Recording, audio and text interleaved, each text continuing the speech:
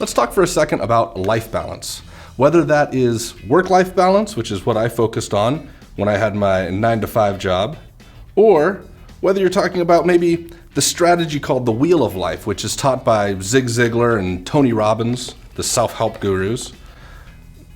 Regardless of what personal development strategy or self-help attack you're making on your own life, very few can be as impactful as having really, really good balance.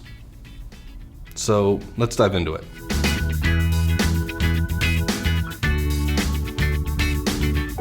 Have you ever felt like you were just floating down the stream of life, going with the flow, enjoying the sights and sounds, and feeling completely zen? But then over time, you notice that the pace is increasing and the stream has turned into a full-blown river. You get a subtle feeling of anxiety as you start to realize that you might not be in control anymore and that the current is now making all the rules. Before you know it, you're engulfed in rapids and flailing as you struggle for an opportunity to capture a breath. It's all futile because the inevitable fall is all that awaits you. This overstretched analogy is what it feels like when your life or your career is out of balance. It starts off feeling great and exciting because you're letting life call the shots, but before you know it, you find yourself in real trouble and you lie to yourself that this is fine, everything's fine. If you've experienced this, then you need to watch this video until the end because we're going to fix this problem today. Hi, my name's Tyus, and let's talk about life balance, how to get there, and why it feels impossible to maintain it. Zig Ziglar called it the Wheel of Life, the idea being that every area of your life is like the spoke on a wheel.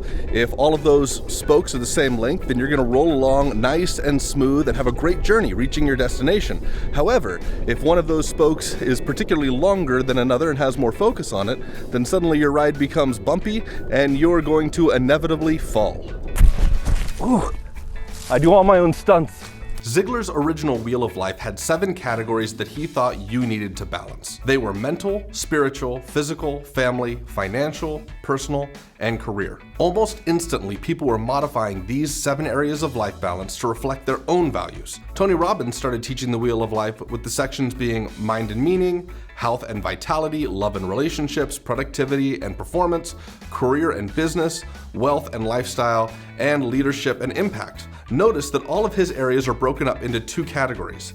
So he really had 14 areas of life to balance. Here's the important thing.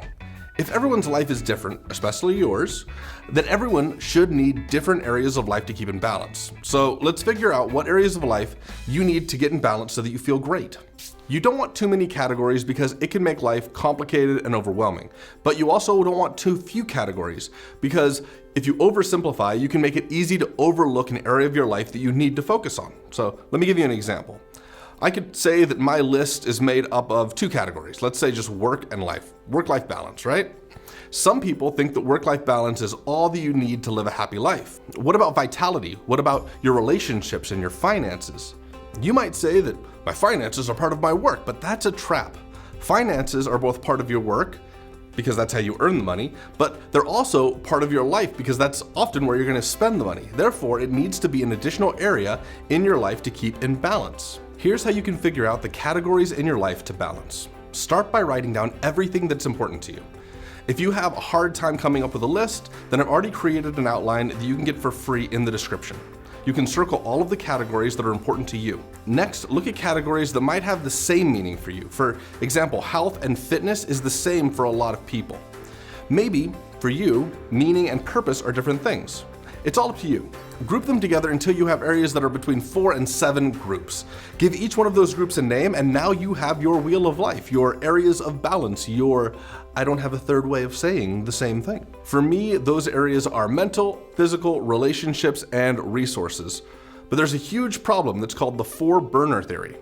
The 4-burner theory is the idea that you only have a set amount of energy to distribute regardless of how many or few categories of life you try to balance. Imagine that your life is represented by a stove with 4 burners on it. Each burner symbolizes one major quadrant of your life. For this example, one burner's family, the second is friends, the third is health, and we'll make the last one work. You don't have enough gas going into the system, going into this stove to turn up every single burner to be really, really high. If you want to really increase the energy to one area of your life, you'll have to turn down or even cut off the other areas. Author James Clear suggested that there are 3 ways to deal with this problem. One is you can embrace the fact that there's going to be trade-offs. The second way of dealing with it is to outsource the problems that you have to specialists who can do it for you. And the third way is what he called the seasons of life. Seasons of life is the idea that you focus on one part of your life for part of the year or for a period of time, and then you transition to another part of your life. If we're mixing metaphors, then the wheel of life and the seasons of life is basically the same thing. Only one part of the wheel is in contact with the road at any given time. You're only getting traction in one place. So the last piece of this equation is what to focus on first and how to grow in that process. Here's what I would recommend. Start creating goals for each category in your life balance. If any one goal seems too large, you can break it into smaller pieces and have each one of those pieces be its own goal. Then you prioritize the goals based on which is the most urgent and easy. Now you work on the goals from the inside of the wheel to the outside. As you complete them, you check them off and rotate to a different category so that you don't get out of balance. As this continues, you'll grow in both your accomplishments and your capabilities. Now, I'm going to be doing several videos about goal setting, so if that's something that interests you and you want to learn more, hit the subscribe button, hit the notification bell so you're informed when new videos come out. One of my goals this year, one of the very first ones I intend on reaching, is 1,000 subscribers. So you could help me out by hitting that subscribe button. Plus, you'll get some great information, or at least I hope so. I'm going to be doing everything I can to give you the best information possible. If you're enjoying these videos, you like them, share them with some friends, and if you have some goals that you've set, I'd really like to know what they are. So please comment below, let me know what those are. I'm just curious what people have set up for their goals within this new year, or any future year, depending on when you're watching this video. With that all being said, I will see you next time.